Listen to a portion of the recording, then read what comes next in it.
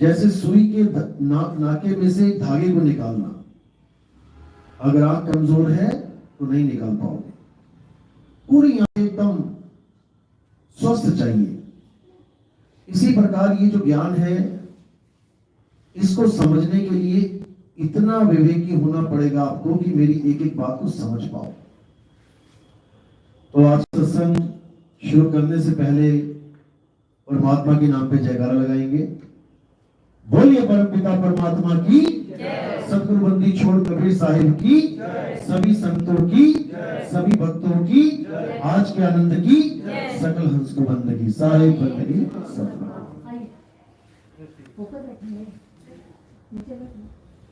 तो आज का जो सत्संग है वो आत्म ज्ञान पे है। इस दुनिया में दो प्रकार के ज्ञान चल रहे हैं। एक ज्ञान जिसको हम पवित्र ज्ञान कहते हैं, और एक ज्ञान जिसे हम आत्म ज्ञान कहते हैं। पवित्र ज्ञान क्या होता है? जो सारे संसार में, सब धर्मों में, सब जात पात में, किसी ना किसी गांव में, शहर में, कस्बे में आपको आसानी से प्राप्त हो जाता है। आप हिंदू धर्म में पैदा हो गए, आपको मूर्ति पूजने का ज्ञान मिल गया, कितनी आसानी से मिल गया। माँ बाप भी जाते थे मंदिर, तुम्हारा हाथ पकड़ के भी ले गए और क्या बोला कि माथा टेको, भगवान जी है। कितनी आसानी से मिल गया। अगर आप मुसलमान हैं तब भी आपको बड़ी आसानी से मिल जाएगा। माता पिता जाते हैं नमाज पढ़ने तो वे भी पढ़वाना शुरू कर देंगे, कितनी आसानी से मिल गया। अगर आप ईसाई हैं या सिख हैं तो जो वो कर रहे हैं माता पिता वैसा ही आप करने लग जाएंगे, कितनी आसानी से मिल गया। इसको पवित्र ज्ञान कहते हैं। पवित्र ज्ञान क्यों कहते हैं? क्योंकि इसको भी प्राप्त करने से आप एक पवित्र आत्मा कहलाते हैं। सुबह सुबह जाओ 3-4 बजे मंदिर, रोज जाओ, गांव वाले क्या कहना शुरू कर देंगे? अरे तो बड़ा तगड़ा भगत है भाई भोले का, ये दिन नहीं देखता, रात नहीं देखता, ये बारिश नहीं देखता, तूफान नहीं देखता, ये पहुंच जाता है अपने समय पे। तो वो पवित्र आत्मा कहलाते हैं। कोई 5 टाइम का नमाजी है तो लोग उसकी इज्जत करते हैं, अरे भाई ये 5 टाइम नमाज पढ़ता है, बहुत पवित्र आत्मा है ये। या कोई हर संडे चर्च जा रहा है तो उसको पवित्र आत्मा कहना शुरू करते हैं। इसी प्रकार गुरुद्वारे जाने वाले भी जो भगत हैं उनको भी लोग एक इज्जत की नजर से पवित्र आत्मा कहते हैं, क्योंकि वो पवित्र ज्ञान को प्राप्त कर रहा है। इस ज्ञान को प्राप्त करने से ज्यादा क्या होगा? केवल आप एक सही मार्ग पर चलते जाओगे, यानी सारे विकारों से, गलत रास्तों से बचते चले जाओगे। क्योंकि मंदिर में भी यही सिखाया जाएगा, पाप मत करो, चोरी मत करो, किसी को दुख मत दो। मस्जिद में भी यही सिखाया जाएगा, पाप मत करो, गुनाह मत करो, लोगों को परेशान मत करो, अच्छे काम करो। गुरुद्वारे में भी और चर्च में भी सब में यही पाठ पढ़ाया जाएगा और आपको एक सही मार्ग बताया जाएगा कि हाँ ऐसे तुमने जीवन जीना है। बस यहीं तक इसकी पहुंच है, इससे आगे नहीं। और बोला क्या जाएगा कि अच्छे काम करोगे तो स्वर्ग और बुरे काम करोगे तो नरक। स्वर्ग या नरक, ये दोनों ऑप्शन हर जगह मिल जाएंगी। हिंदू हो तो स्वर्ग नरक बोला जाएगा, मुसलमान हो तो दोजक और जन्नत बोला जाएगा, अगर ईसाई हो तो हेल और हेवन बोला जाएगा। नाम बदल दिए, अक्षर बदल गए, लेकिन वस्तु वही है, एक सी ही चीज है, इसमें दो नहीं है। अब ये तो हो गया पवित्र ज्ञान, और ये भरपूर है। कहीं भी चले जाओ, किसी भी शहर, किसी भी गांव, कुछ ना कुछ आपको मिल जाएगा कि भाई क्या करते हो, पूजा करते हैं, पाठ करते हैं, ये करते हैं, वो करते हैं, कुछ ना कुछ मिल जाएगा। अब जो दूसरे प्रकार का ज्ञान है वो है आत्म ज्ञान। नाम तो सुना है ना आत्म ज्ञान का? आत्मा का नाम सुना है ना सबने? आत्मा तो जानते हैं ना, सब जानते हैं आत्मा। अपनी अपनी आत्मा आप साथ लेके आए हो, किसी के घर में छूट गई हो, गैस सिलेंडर के पास या चूल्हे के पास, कहीं बाथरूम में लटकी रह गई हो, ऐसा नहीं होगा। सब लेके आए हो। और क्या प्रूफ है कि लेके आए हो? कि मैं कहूं चेक करो जरा अपनी आत्मा आई है कि नहीं साथ में।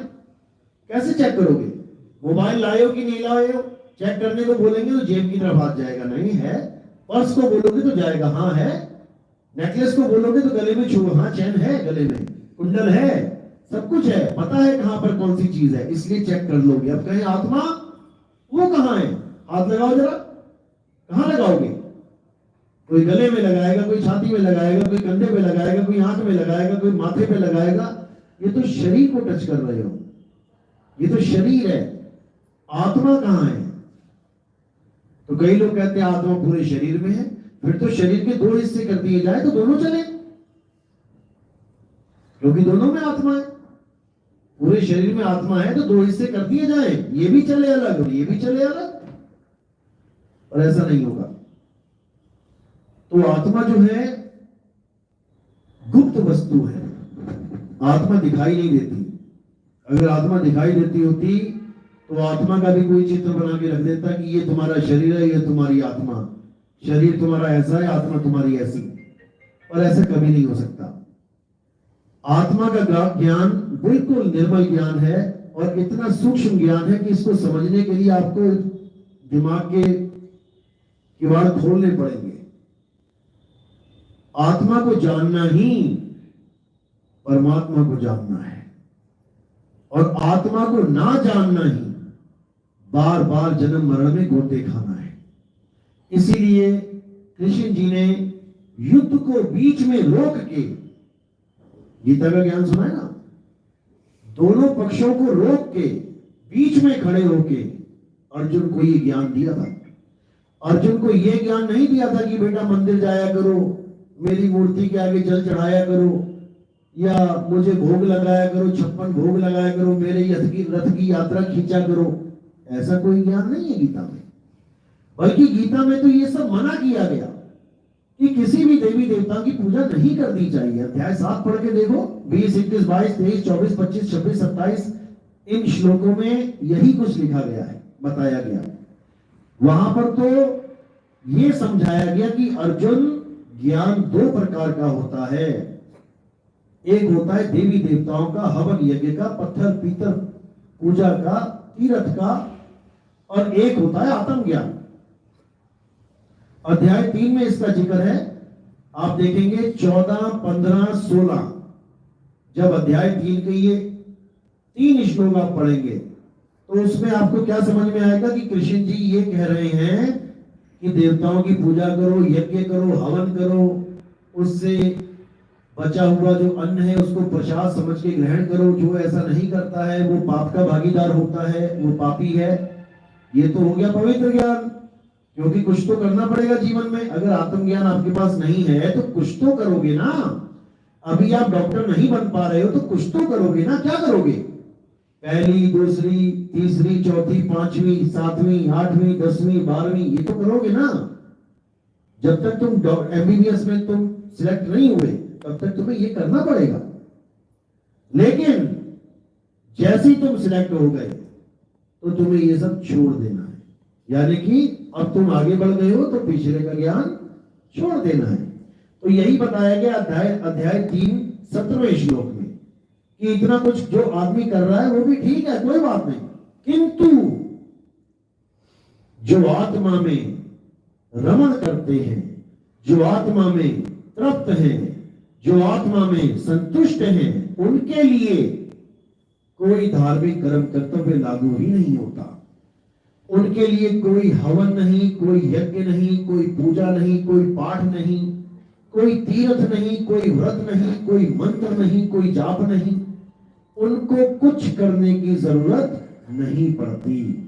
और करना क्या है? क्योंकि अब एक छोड़ रहे हैं तो कुछ होना भी तो चाहिए। जब गुड्डे गुड़िया छोड़ दिया आपने तो आगे कुछ मिला ना, तभी तो छूटे हैं। वरना बच्चों को कह के देखो, छोड़ दो गुड्डे गुड़िया, छोड़ दो मोबाइल, कहां छोड़ेंगे? अब उससे भी अच्छी चीज मिल जाए अगर तो भले छूट जाए। तो ये शरीरों का ज्ञान, ये पूजा पाठ का ज्ञान, ये थाली का, दिए का ज्ञान, ये मंत्रों का ज्ञान, ये तीर्थों का ज्ञान जो आप एक जड़ मूर्ति के आगे कर रहे हैं, इन सबको छुड़वा दिया जाता है। और क्या पकड़ाया जाता है? आत्मज्ञान, जिसकी वजह से ये शरीर चल रहा है, जिसकी वजह से आप यहां तक आए हो सत्संग सुनने के लिए, किसकी वजह से आए हो? एक कदम भी आप चल पाए हो तो किसकी वजह से? आत्मा की वजह से। आप मंदिर जा रहे हो आत्मा की वजह से, आप मस्जिद पहुंच पा रहे हो आत्मा की वजह से, आप गुरुद्वारे आप चर्च जा रहे हो आत्मा की वजह से, आप कोई हवन यज्ञ पूरा कर पा रहे हो आत्मा की वजह से, आप अपने जीवन में माँ का रोल, पत्नी का रोल, बेटी का रोल निभा रहे हो आत्मा की वजह से, घर में तुम्हें प्रेम मिल रहा है आत्मा की वजह से। और जैसी आत्मा ने शरीर को छोड़ दिया, अब कौन प्रेम करेगा? अब कहेंगे ले जाओ जी इसको और शमशान घाट में जला दो, सारा प्रेम खत्म। क्योंकि जितना भी प्रेम आप एक दूसरे से कर पा रहे हो आत्मा की वजह से। आत्मा है तो आपको कोई लाश नहीं कहेगा, और आत्मा नहीं है तो आपको लाश कहेंगे लोग, लाश पड़ी है। तो ये आत्मा इतनी इंपॉर्टेंट है कि आप सोच भी नहीं सकते। इसी की महिमा गीता में गाई गई है, लेकिन गीता पढ़ाने वाले, गीता समझाने वाले भी इस आत्मा के ज्ञान को नहीं जान पा रहे हैं। वो क्या कह रहे हैं? राधे राधे जपो, हरे कृष्णा करो। इससे क्या होगा? आत्मा सबके पास है, हिंदू के पास है, मुसलमान के पास है, सिख के पास है, ईसाई के पास है। कौन है ऐसा जिसके पास आत्मा नहीं है? और उस आत्मा को पाने के लिए राधे राधे करने की जरूरत नहीं है। वो तो एक हिंदू करेगा, और मुसलमान को आत्मज्ञान देना है तो क्या करवाएंगे? वो अल्लाह अल्लाह करेगा। अगर उसे अल्लाह अल्लाह करने से आत्मा मिल जाएगी तो फिर हमें राधे राधे क्यों अल्लाह अल्लाह करवा दो, या उसे अल्लाह अल्लाह क्यों राधे राधे करवा दो। लेकिन कोई नहीं करेगा। असल में बात यह है कि ना राधे राधे करने से आत्मा मिलेगी और ना अल्लाह अल्लाह करने से आत्मा मिलेगी। आत्मा मिलेगी आत्म ज्ञान से, यानी पानी मिलेगा पानी के ज्ञान से कि पानी कहां पड़ा है। ना तो पानी पानी जप के पानी मिलेगा, और ना ही वाटर वाटर जप के पानी मिलेगा, ना नीर नीर कह के पानी मिलेगा, ना जल जल कह के पानी मिलेगा। इसी प्रकार अल्लाह वाहिगुरु गॉड राम कह के वो आत्म राम नहीं मिलेगा। और जब तक वो आत्म राम नहीं मिला तब तक किसी की मुक्ति होने वाली नहीं है।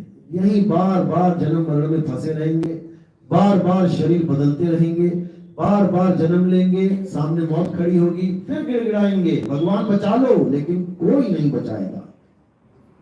अगर वो बचाता तो कोई मरता ही ना।